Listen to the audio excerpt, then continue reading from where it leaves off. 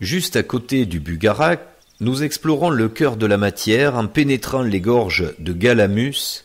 Dans une cavité se trouve un carré Sator, support de connaissance de la conscience qui structure et organise la matière. En compréhension du carré Sator, nous allons définir les 3 tiers qui composent l'âme à tiers.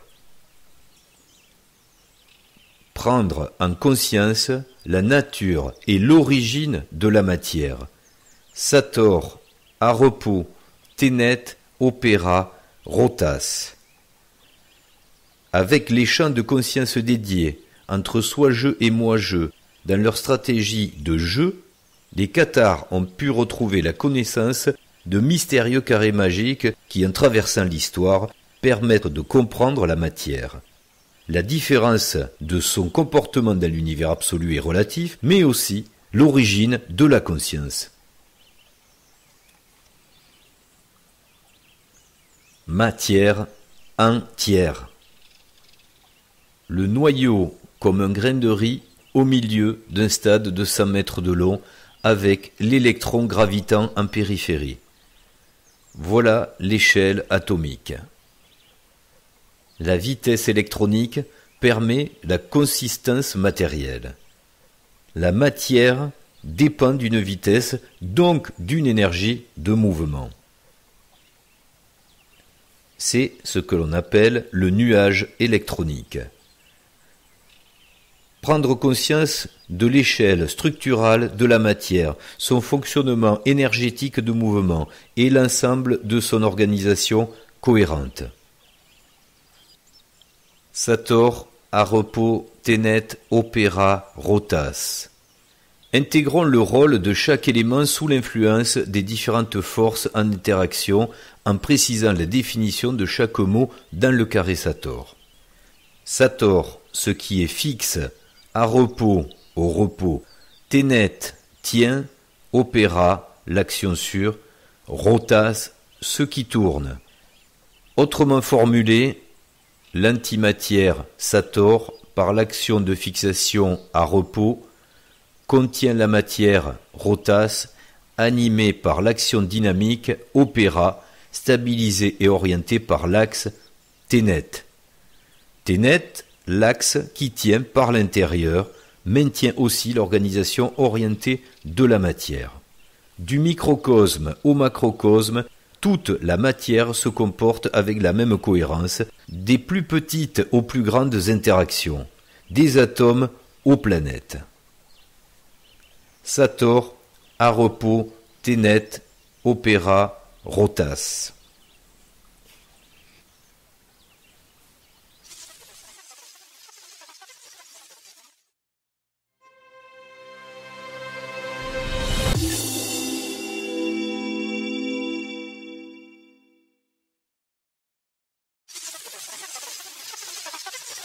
L'ermitage Saint-Antoine de Galamus, où on retrouve le fameux carré Sator, qui, je dois bien le dire, on a essayé de trouver l'historique récente, puisqu'on voit que la gravure en marbre qui a été apposée sur les pierres d'origine sont sûrement contemporaines. Et n'ayant pas de traces officielles historiques de ce qu'il y a avant, c'est un petit peu gênant, puisque on aurait quand même aimé garder la preuve que ce site fait partie des sites gnostiques qui ont abrité cette connaissance. Mais le fait qu'il y soit aujourd'hui prouve qu'il y a quand même une continuité, puisque personne n'ira, j'imagine, d'autorité flanquer une pièce de symbolique dans un lieu mystique.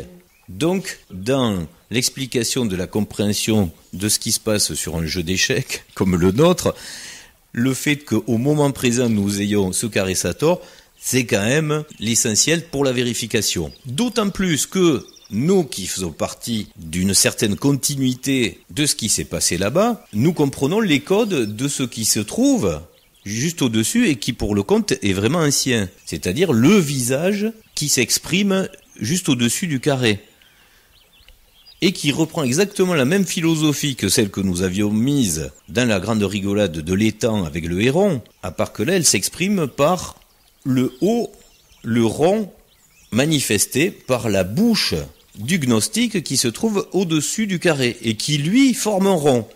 Bon après, soit vous adhérez sur ces compréhensions symboliques, et là vous suivez un raisonnement, soit déjà ça vous paraît tiré par les cheveux, et là vous abandonnez. Mais ce serait ignorer donc le jeu des réincarnations dont nous venons de parler sur la logique des suites qui a donné une destinée. Ce que vous avez vécu, on est tous la suite d'une histoire que nous avons tracée plus ou moins avec des mémoires, avec des ancrages pour pouvoir rattraper dans le jeu. Puisqu'il n'y a pas possibilité de mémoire continuelle, mais bien avec le 666, c'est-à-dire le sixième sens de l'intuitif, d'avoir que ce soit en méditation ou en réflexion, à suivre les traces de ces fulgurances, de ces fameuses intuitions venues du sixième sens, 666. Et lorsque vous êtes dans cette démarche profonde, personnelle, ésotérique, qui vous est donc très propre, vous avez des perceptions qui viennent vous confirmer cette logique de votre propre histoire, que vous avez quelque chose à terminer quelque part. Ou pas, justement, puisque c'est pas toujours facile à retrouver. Dans cet ermitage, vous trouverez des explications de mystique symbolique que nous avons déjà expliquées sur d'autres vidéos et qui appartiennent au monde de Qatar et notamment avec le X, qui est la croix de la foi. On a déjà expliqué en détail la différence entre la croix posée par le plus et celle de la multiplication qui est donnée par la foi. Alors les carrés Sator qu'on connaît bien à travers le monde sont tous composés avec les lettres communément à l'endroit. Ce carré a quelque chose quand même de particulier et de supérieurement symbolique par rapport aux autres. Ça veut dire que la personne qui l'a gravé, ou la personne qui l'a fait graver, connaissait le sens de fonctionnement de ce carré magique, puisque vous remarquerez la subtilité des T de Ténet qui sont correctement orientés, c'est-à-dire qui décrivent en partie supérieure et en partie inférieure une inversion, et en partie miroir droite et gauche également, une symétrie qui laisse comprendre la rotativité. C'est quelque chose que nous allons développer un petit peu plus tard dans la compréhension du carré Sator. Ce qu'est le carré Sator, on peut d'ores et déjà le dire, c'est ni plus ni moins, avec 5 mots, l'explication de la fabrication de la matière. C'est ni plus ni moins que le plan de compréhension, de cohésion et d'agglomération de la matière. C'est pour ça que nous allons reprendre quelques diapos de la vidéo sur le carré Sator que nous avions présenté avec sa cinématique pour qu'elle puisse révéler cette compréhension de la mécanique et de l'aspect énergétique qui doit se comprendre dans l'élaboration de la matière. Alors, comme ça n'a pas été forcément compris, nous allons donc reprendre ces quelques plans de la cinématique pour pouvoir vous les expliquer en détail. Sator à repos Ténet Opera Rotas nous aide à comprendre la différence, et là on mettra un peu plus l'accent là-dessus pour bien le signifier, la différence entre l'univers relatif et l'univers absolu. Ce qui était tout à fait exprimé clairement d'ailleurs dans la religion égyptienne, avec Atum qui prenait l'expression Atum, ce dieu égyptien qui venait, comme par hasard, d'Héliopolis. Intéressez-vous, si vous voulez faire le parallèle avec l'expression qu'il en est donnée dans la religion égyptienne, et vous comprendrez le rôle de l'unique pour le tout. C'est pas du tout du New Age, c'est vraiment une équation obligatoire de la physique et de la mathématique pour le monde exprimé dans la matière. Dans cette présentation, nous allons effleurer également l'idée plus compliquée. C'est pour ça qu'on n'ira pas non plus la développer à son paroxysme, mais juste l'effleurer pour donner l'utilité à comprendre ici sur le support et l'architecture nécessaires à ce fonctionnement du carré Sator qui oblige un support de mémoire et un décisionnel de conscience intelligente. Si on faisait le parallèle avec ce que nous connaissons en résolution mathématique aujourd'hui, ici dans le relatif, on pourrait dire en mathématiques du calcul que c'est la maîtrise des quaternions. Il y a cette compréhension à trouver dans le parallèle avec les quaternions. Bon, alors comme c'est très compliqué, évidemment, à développer, puis ça nous intéresse pas vraiment de rentrer dans ce détail de cette mécanique. Ce qui nous intéresse, c'est d'en aborder la conscience par rapport à la philosophie pour comprendre la cartographie générale du jeu, de l'interaction entre l'absolu et le relatif. Pour ceux qui seraient de la typologie 1, de pouvoir le prendre en conscience pour réaliser le souhait d'avoir ajusté cette boussole, puisque comment on pourrait projeter son retour, donc son réveil de l'être du soi-je dans l'absolu, si dans le relatif, le moi-je n'en a pas eu l'idée. Ça peut arriver dans certains cas, mais là, dans cette transition, c'est pas le cas, donc il faut bien qu'il y ait une résolution. A priori, il vaut mieux, oui. Donc, tous ces éléments que nous présentons sont là pour ça, c'est pour cette prise en conscience.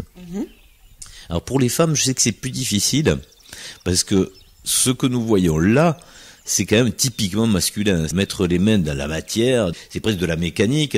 Je veux pas faire du sexisme, d'attribution sur les disciplines, mais c'est comme ça, c'est la nature des choses. C'est quand même pas très féminin. Mais pour autant, on l'a dit, ce sont des carrés magiques. Je pense qu'ils peuvent toucher tout un chacun qui cherche, notamment l'aspect philosophique aussi, qui est peut-être un peu moins masculin. Après, on trouve chacun son chemin de résolution, mais les carrés, en principe, parlent à tout le monde. Avec plus ou moins de difficultés, évidemment. On le constate sur la périodicité de vues sur cette chaîne. Ce sont souvent les mêmes personnes qui regardent plusieurs fois les vidéos, puisque effectivement, il est quand même recommandé, lorsqu'on n'a pas forcément intégré une idée, un concept, de le remanier, de le réfléchir, de réécouter, pour pouvoir le cerner réellement. Tout simplement le comprendre. C'est pour ça que je dis ça, c'est pour dédramatiser un petit peu, même si c'est pas votre partie de comprendre exactement la mécanique de la matière, c'est pas très grave. Ce qui compte, c'est avant tout d'en avoir l'idée de l'utopie de la philosophie, de ce pourquoi vous êtes venu jouer dans le relatif, et ce pourquoi votre idéal d'aujourd'hui rejoint l'utopie pour repartir du bon côté. Là, c'est une prise en conscience de faisabilité de la matière qui peut aider certains à définir la subtilité des différences entre vivre dans le relatif et dans l'absolu, mais elle n'est pas absolument nécessaire. Pour gagner du temps, on va pas revenir sur cette longue vidéo de présentation du carré Sator animé, qui dans sa cinématique fait très bien comprendre le génie et l'intelligence de cette projection qui fait de la 2D en 3D. On va juste, pour se rafraîchir la mémoire, pour en comprendre le sens, la signification, le remettre dans son ordre justement de projection en 3 dimensions. Sator, Arepo, Tenet, Opera, Rotas. On rappelle le sens. Sator, ce qui est fixe. Alors, certains puristes de la langue diront non, mais ça marche pas, parce que c'est pas Sator, c'est Stator. Ce qui est fixe, ce qui est stable. C'est pas faux. Mais il y a une subtilité plus grande, c'est que dans le concept de Sator, comme c'est une stabilité très relative, vous pouvez très bien intellectuellement, si vous n'êtes pas psychorigide, comprendre qu'on peut utiliser le mot Sator. Parce que ce n'est pas statique. Donc ça n'a pas à être Stator, c'est Sator. Et ça, peut-être vous le comprendrez plus tard avec le développement explicatif du détail de ce plan à créer la matière. Pour faire le résumé très rapidement, Sator, donc ce qui est fixe, à repos, au repos évidemment, c'est du français, Tenet, tient, opéra, ce qui opère, donc l'action, sur, rotas, ce qui tourne. Et là, je précise que Tenet est bien évidemment l'axe qui tient par l'intérieur, c'est très important de le comprendre, puisqu'il se retrouve en palindrome horizontal et vertical sur le plan du carré Sator. C'est bel et bien lui, la croix, dans les 3 dimensions, qui réunit les forces qui s'expriment autour de lui. Et c'est pour ça qu'on le retrouve d'ailleurs dans la philosophie également du carré Qatar, puisque je rappelle, Qatar, Areta, Tenet, Atera, Ratak. On a Tenet également qui se trouve en son centre, et on le verra plus tard, c'est pas un hasard.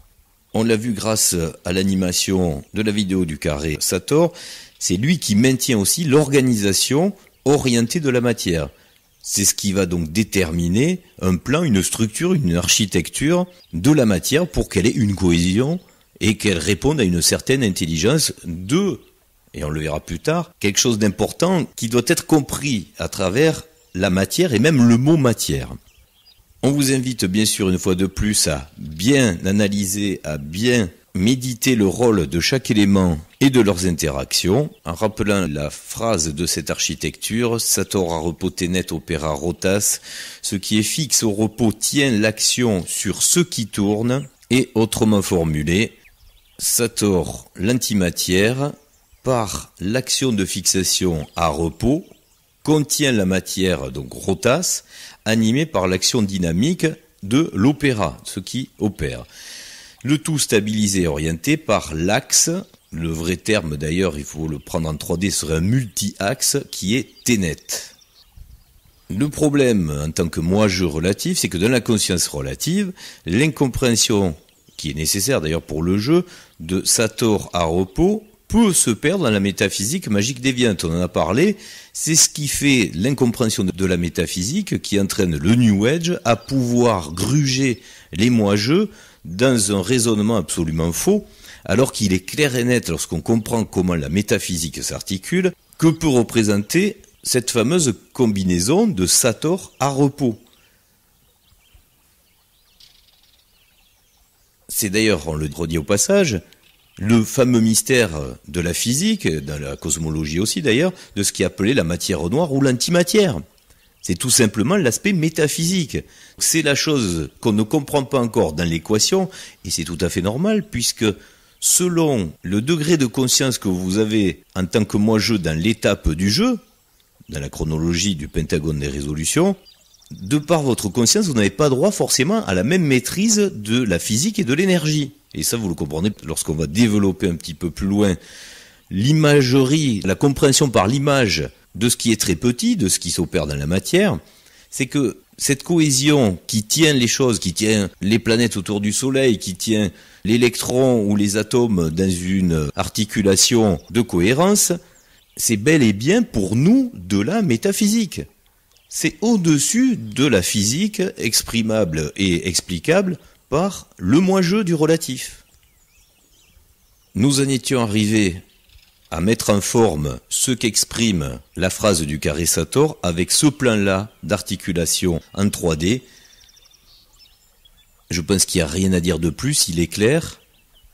Sator, c'est bien ce qui tient, la matière noire, ce qui est appelé l'antimatière, et qui tient à travers l'axe de Tenet et sa partie manifestée rotas, qui, elle, en fait, est le fruit de l'opération, c'est-à-dire de l'énergie déployée pour qu'il se passe quelque chose. Ce plan est réellement la mécanique de base de l'expression de la matière.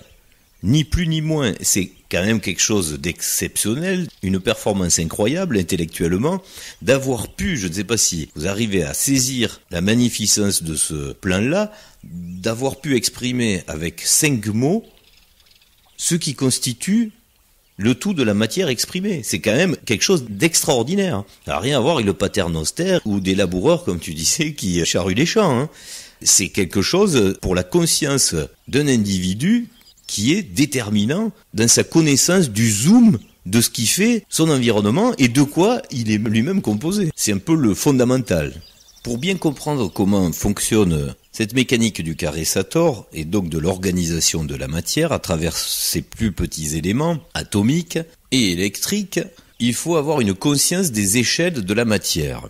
Nous faisons donc une représentation imagée pour bien faire prendre conscience de ce dont quoi nous sommes constitués et de ce qui constitue notre environnement de la matière. Et là, c'est malheureux, mais dans les référentiels que nous connaissons tous, nous allons nous servir du football.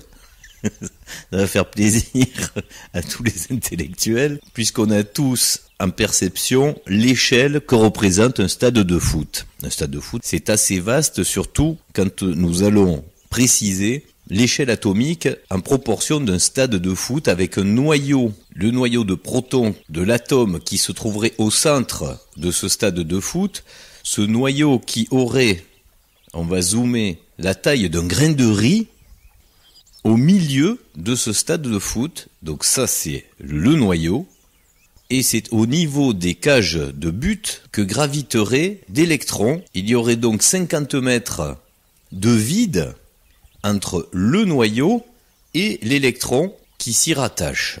nous vous laissons méditer et prendre conscience de tout le vide dont la matière est composée. Mais ça, c'est un raisonnement, si nous en restions à ce concept de vide, qui s'apparenterait aux mystiques de ceux qui fascinent avec le New Age, puisque ce qui nous intéresse, c'est pas le vide, bien évidemment, mais c'est plutôt la partie animée. Et lorsque vous prenez conscience, et on va le voir plus tard dans les diapositives qui suivent, que tout, du plus petit des objets jusqu'au plus grand, que ce soit une planète, que ce soit toute la matière de la masse d'un système solaire, d'une galaxie, appelle à cette réflexion, certes qu'il y a beaucoup de vide, mais qu'il y a quand même beaucoup de génie à créer une structure qui représente de la matière intelligente, qui sait se déplacer, qui sait garder sa cohésion, et qui elle-même est en déplacement. Donc une fois de plus, c'est quand même très insultant de dire que la matière n'existe pas, et que le temps n'existe pas, puisque pas de temps, pas de chronologie, donc pas de matière, on l'avait déjà expliqué dans d'autres vidéos. Il fallait avoir, tout d'abord, avant de développer, avoir cette conscience des échelles pour comprendre un petit peu mieux, au passage, les aberrations qui sont avancées par le New Age, et bien insister sur l'aspect du chronos, de la logique, de la chronologie nécessaire, donc du temps obligatoire pour qu'il y ait de la matière. Pour exagérer le raisonnement, si vous arrêtez le temps, vous arrêtez l'énergie, vous arrêtez la matière. Et une fois de plus, on est chez les nihilistes, il n'y a plus rien. Pour que la matière existe, pour que quelque chose se passe dans notre aventure, il faut obligatoirement la chronologie, il faut du temps, un ordre de succession. Et pour bien imager ce qui fait que la perception de la matière est possible, c'est bel et bien la vitesse des électrons autour du noyau, qui est représenté par ce nuage électronique, qui, à la façon d'une roue avec des rayons, s'il était arrêté, vous passez le doigt à travers, et lorsque la roue tourne très vite, vous ne passez plus le doigt à travers. C'est l'exemple le plus parlant pour avoir la compréhension que la chronologie, donc que le temps et que la matière existent bel et bien. On peut l'affirmer, la vitesse électronique permet la consistance matérielle. Pour imager dans les 3 dimensions, et ça reprendra un petit peu l'idée de la roue ou d'un ventilateur, lorsque nous arrêtons à un instant T le plan d'occupation volumétrique, certes il n'y a pas grand-chose, mais selon la vitesse de déplacement de tout ce qui crée cette organisation de la matière, dont nous verrons quelle est l'origine, puisque ça c'est important, il faut parler aussi de métaphysique, si on accélère le mouvement, on s'aperçoit que du rien, il y a beaucoup de présence au final, puisque c'est une vitesse et donc une omniprésence du volume d'occupation. Ce qui nous refait affirmer, et c'est là que la physique a beaucoup de mal, puisqu'elle ne peut pas arrêter l'instant, le temps arrêté ferait un spin 0, serait bien égal à pas de matière, ou presque pas. Puisque certains diront, mais le proton, le neutron sont bien présents. Mais eux-mêmes sont composés de quarks qui obéissent à la même règle de réflexion. Ça sert à rien d'aller le développer plus loin, vous en comprendrez les subtilités d'échelle. Vous pouvez donc d'ores et déjà balayer tous les New Age avec ces concepts de temps et de matière qui n'existent pas. Ça, c'est l'aberration de la folie du moi-je relatif la plus absolu, si on peut mettre justement de l'absolu dans du relatif une fois de plus.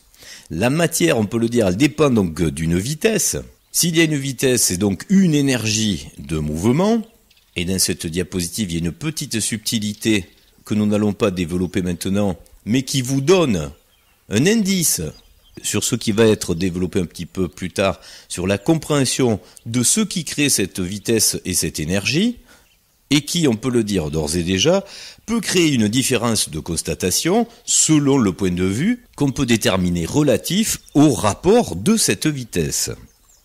Si vous êtes un moi-je relatif compris dans un monde matériel déterminé à la vitesse relative du moi-je, pour illustrer ces différences relatives de point de vue, nous allons parler de missiles, parce qu'on n'aime pas la guerre, mais ça peut servir aussi. Nous allons parler de missiles, puisque ça va très vite, c'est pour ça, qui traversent le champ de vision de moi-je relatif, et bien plus éloigné que le moi-je relatif, le soi-je absolu, le joueur donc et son jouet par procuration, qui assiste au même déplacement dans l'environnement de ce missile dans le relatif. Vous comprendrez aisément que le point de vue du moi-je relatif est beaucoup plus restreint, beaucoup plus rapide, beaucoup plus succinct que celui du soi-je qui lui a une perception plus élargie. Alors ces concepts sont faits pour comprendre les différences évidemment relatives de point de vue, même si ça se passe pas comme ça dans la réalité. C'est pour une compréhension de la perception de la matière, notamment dans ce qu'elle a de juste subi dans le moi-je du relatif, mais surtout, et là c'est plus dur à imaginer, dans ce qu'elle a de créé par rapport au soi-je. Dès lors, il devient pour nous ici plus facile de le rapporter à cette compréhension par rapport à une distance et une vitesse. C'est exactement la même idée que nous voulons essayer de vous faire prendre en conscience par rapport à la perception de la matière et donc de la compréhension de l'organisation de cette matière. On peut aussi au passage aborder dans la compréhension la différence d'aptitude, de niveau de perception qui est autorisée à un joueur moi-je relatif et les possibilités sans limite du soi-je qui lui intègre son omniscience et son omnipotence pour la création de cette matière. Si vous n'avez pas la perception de cette idée de conception de la matière que nous voulons vous transmettre, on va l'aborder sous une forme, sous une compréhension différente, en définissant la matière.